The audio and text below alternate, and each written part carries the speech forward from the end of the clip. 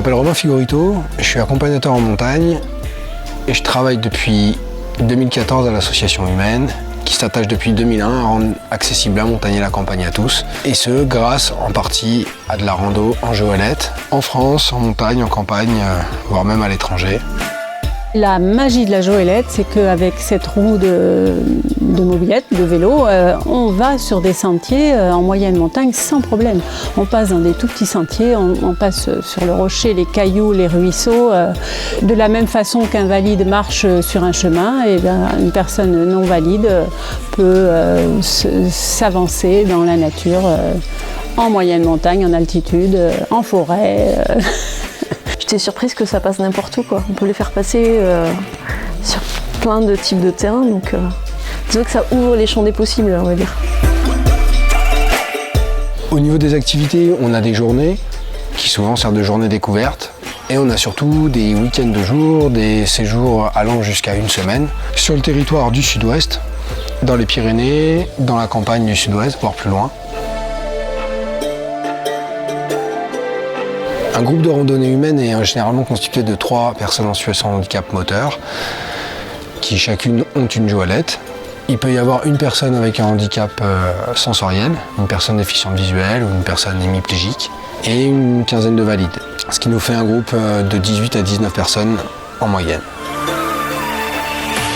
On se promène dans des paysages grandioses et on les partage tous ensemble, valides et handicapés.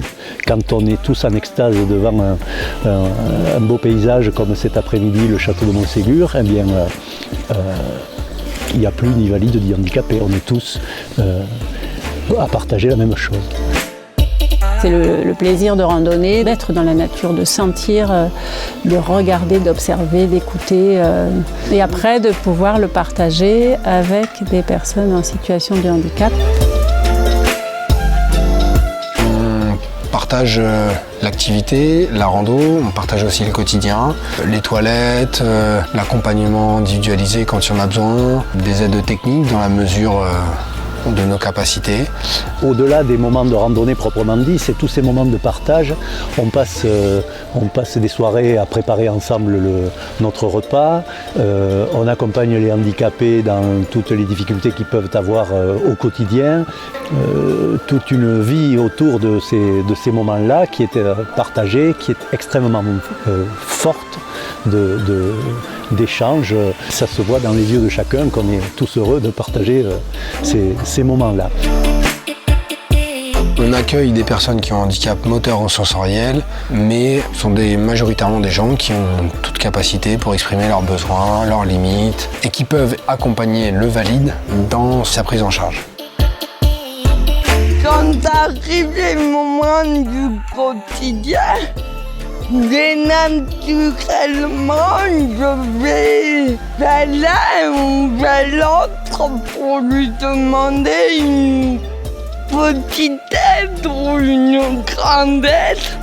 Voilà, ça se fait naturellement.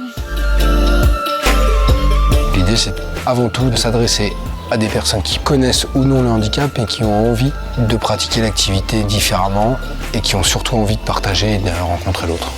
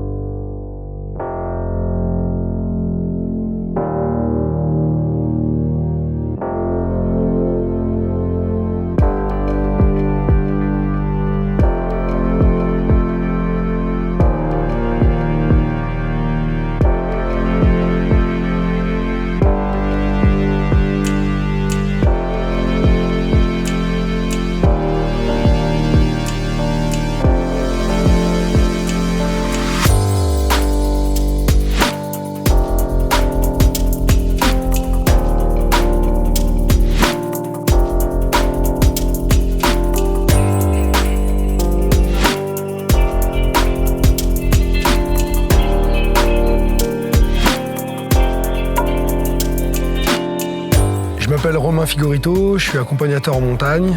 Je suis référent de la section montagne partagée à Humaine depuis maintenant 4 ans.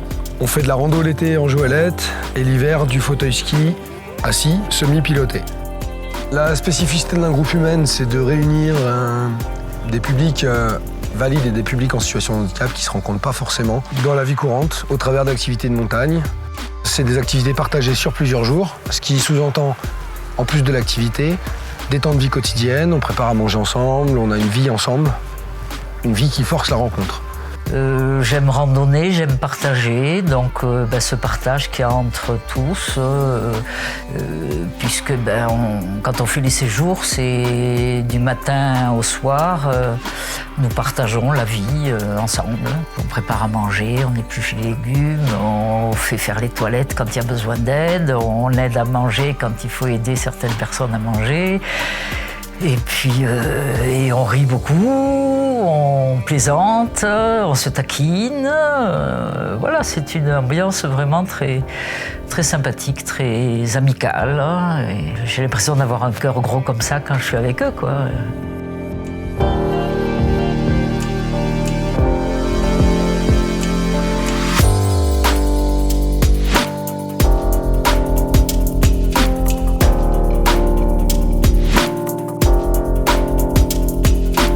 Participer à ces activités, ça nous permet effectivement de rencontrer des personnes qui sont toujours différentes parce que les handicaps sont différents, les personnes sont différentes, les valides aussi sont différents. On n'est pas toujours les mêmes personnes sur le même séjour, donc on se rencontre, c'est un échange. Les groupes ski sont en moyenne composés d'une quinzaine de participants, dont 4 skieurs assis en situation de handicap qui skient en fauteuil, et une dizaine de skieurs valides qui pilotent. Ça fait en moyenne 2 pilotes par fauteuil. Les participants valides qui viennent à Humaine ont généralement un profil montagnard, mais pas que. En tout cas, ils pratiquent déjà le ski.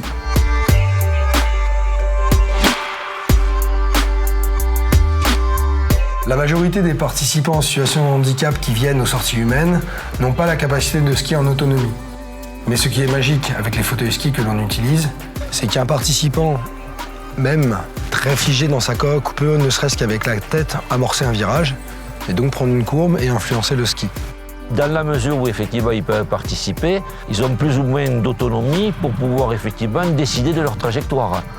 Pour s'initier au pilotage, il faut impérativement être à l'aise sur piste rouge. Et depuis plusieurs années, nous avons mis en place une initiation en début de saison à destination des nouveaux pilotes, encadrés sur un week-end par des moniteurs de ski spécialisés dans le fauteuil ski piloté. Notre enjeu, c'est de recruter des valides, donc trouver des gens qui sont disponibles, qui peuvent conjuguer le plaisir de sortir avec Humaine, avec leur travail et leurs impératifs familiaux. Donc on essaie de s'adapter au mieux en proposant des week-ends de 2 jours, des sorties à la journée, ainsi que des petits séjours pendant lesquels on peut pratiquer et partager le ski en duo.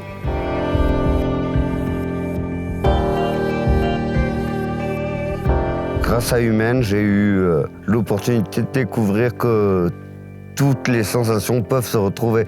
Peut-être pas l'identique de ce que je connaissais avant, mais c'est une autre manière d'appréhender l'expérience. Voilà, je retrouve le plaisir de l'adrénaline, quoi, simplement.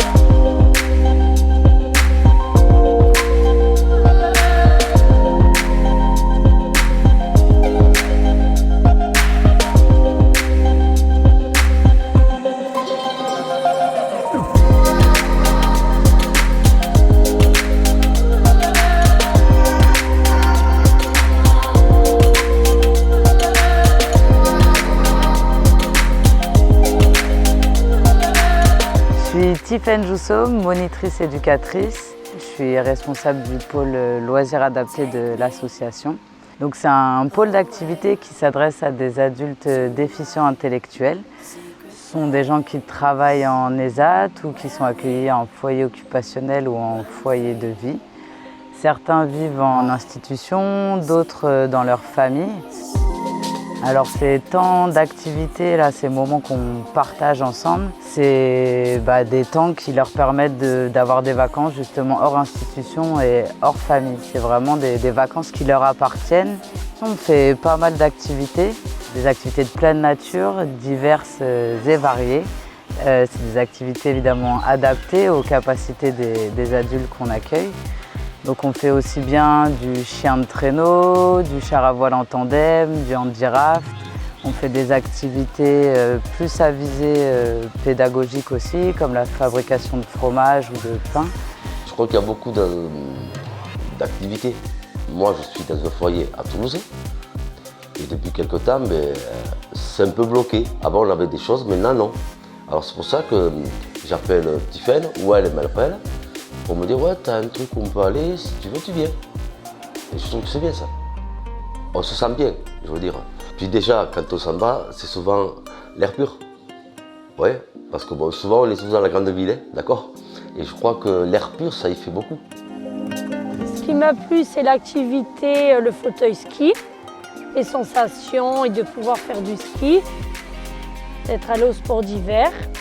Et du char à voile, le fait d'aller au bord de mer et qu'on puisse se baigner le lendemain. Ce qui me semble aussi très important dans la manière dont on conçoit les séjours, c'est de partir en petits groupes. On accueille entre 5 et 10 vacanciers par séjour. On garde ces petits groupes parce que moins on est nombreux, plus on peut se permettre aussi de prendre le temps avec chacun et de travailler aussi d'être là de façon individuelle. On part en général avec un accompagnateur pour 2 ou 3 adultes. Avec moi donc, viennent des bénévoles.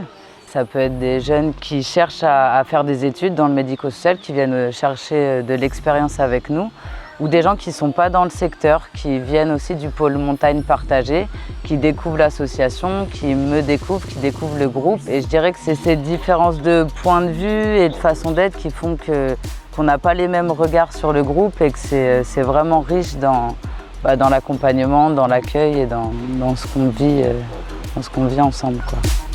Je suis aussi une interface entre les adultes, leurs familles, mais aussi avec les éducateurs, les professionnels qui entourent les adultes. Et ça, c'est vraiment primordial pour connaître au mieux leurs capacités, leurs difficultés et ce qu'ils vivent aussi en dehors du Maine pour les accompagner au plus juste lors de ces jours. Là, par exemple, on part 3 jours.